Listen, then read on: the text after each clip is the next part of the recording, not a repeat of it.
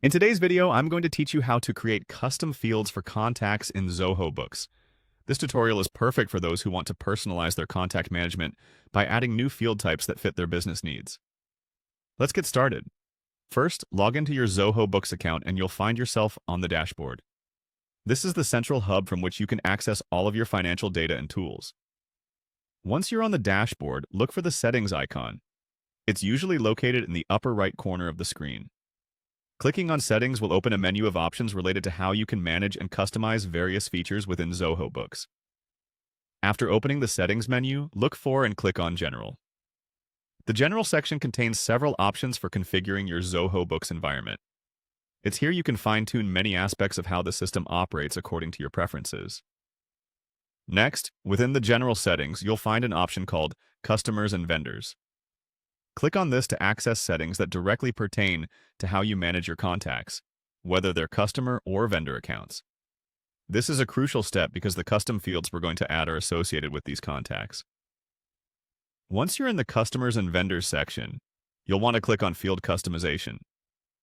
Field customization is where you have the power to tailor the contact information you gather to suit the specific needs of your business. Adding custom fields here will allow you to capture additional data that might not be covered by the default fields in Zoho Books.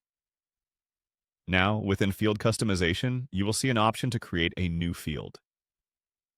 Click on New Custom Field. This is where the fun begins because you're now customizing the data structure of your contact records. Start by typing in a label name for your new field. This label should clearly define what information you're hoping to capture. For instance, if this field is to record a customer's preference or specific identifier, make sure the label reflects that so it's easily recognizable. Next, choose the type of data that your new field will hold. Zoho Books offers a variety of data types, including text, number, date, or a drop-down list. Consider what kind of data you want to capture and select the corresponding type that best matches it.